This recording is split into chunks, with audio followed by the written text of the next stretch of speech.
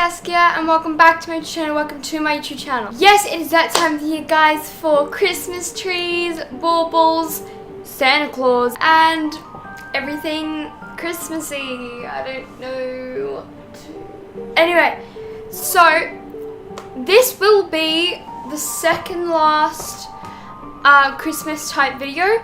So obviously tomorrow in Australia is Christmas Eve, and because I'm filming this at like 9 p.m. So tomorrow is Christmas Eve and the day after that is obviously Christmas Day guys, and on probably Boxing Day, or because Boxing Day is the day I have to upload, so on that day I will obviously film a Christmas haul of what I got. Again, there'll be no bragging in that video because I know that you guys love hauls. And yeah, and my face is caked because I have to go to a party after this, so it's kind of like... Anyway, let's get started. So, firstly, yes guys, I'm a massive Nirvana fan. Like, come on, who isn't a Nirvana fan, guys? Like... Anyway, so I'm going to go ahead and I am going to read you a scary Christmas story because I don't know what to do. Like, come on guys. Anyway, so I'm going to read you a scary Christmas story that actually happened. So, you know, why the hell not? Okay, let's get started. 2. Sister Snatched. Bobby Dunbar. Fans of This American Life recognize this story, as it was the center of one of the Christmas Best Show's best episodes. When young Bobby Dunbar was just 4 years old, wandered off from his family on a group outing, he was never seen again. It is possible he fell from a railroad trestle and drowned. It is possible he was also abducted by a strange man who was seen lurking in the area, but we'll never know because the authorities thought they found Bobby Dunbar and didn't realize it was another child entirely, who simply stepped into Bobby's life until 2004, long after it was being possible to solve the case. Oh my god!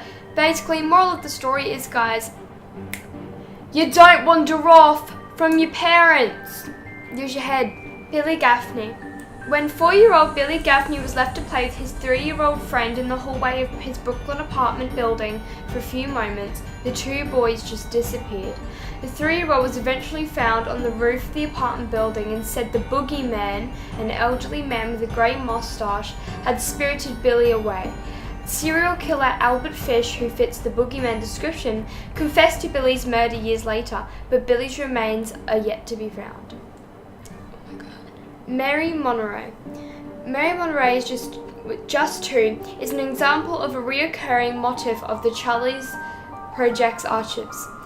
Families desperate for cheap childcare during the Great Depression of who simply trusted the wrong person.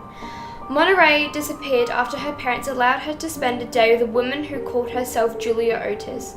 A woman purporting, I don't even know how to read guys, to be the Otis's cousin, later wrote to the family to say Otis's love was love hungry, and after the loss of husband and a child that she would care for Mary.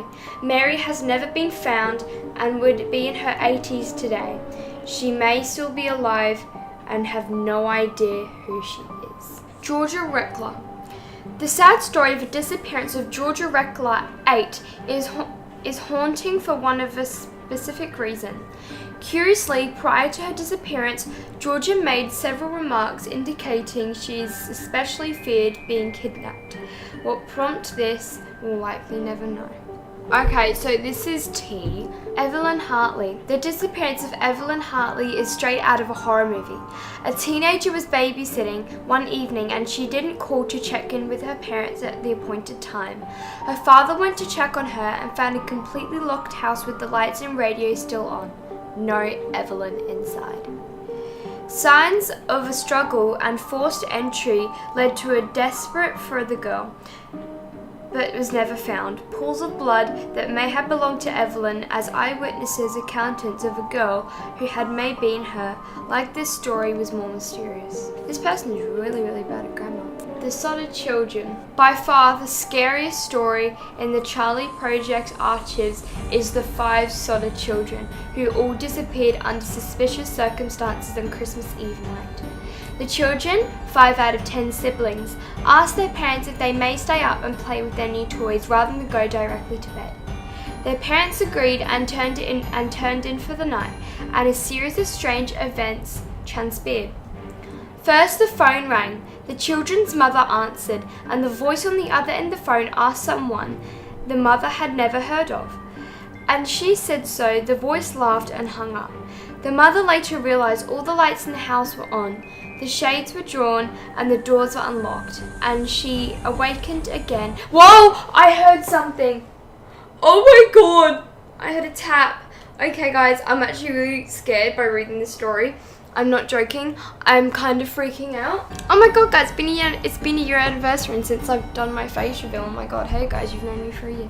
Anyway, she awakened again by the sound of the roof, and she woke up for the final time at 1:30 a.m. with the realization that the house was on fire. She, her husband, and the other 5 children got out, but the other 5 children who had asked to stay up late never emerged from the inferno. When their father went to climb his ladder into their bedrooms on the 2nd floor, he could not find it. It was later found dragged away from the house. The official conclusion that was the children had died in the house fire, but the Sodders never stopped believing that their kids were still alive, right up until the 2 parents died. And they were encouraged by a strange photograph mailed to them in the 60s, purporting to show one of their sons as a grown adult. Did the Sodded children die in the house fire and never got caught perpetrations? Perhaps,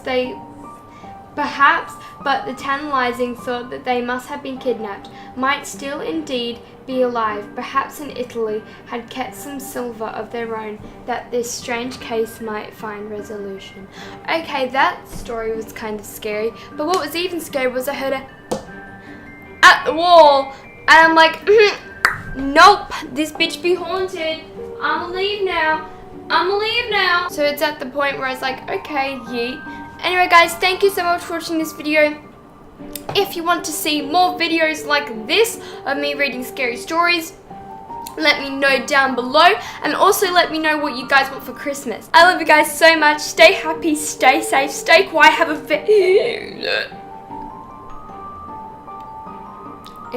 Stay happy, stay safe, and stay quiet. Have a Merry Christmas and a Happy New Year, and I will see you after Christmas.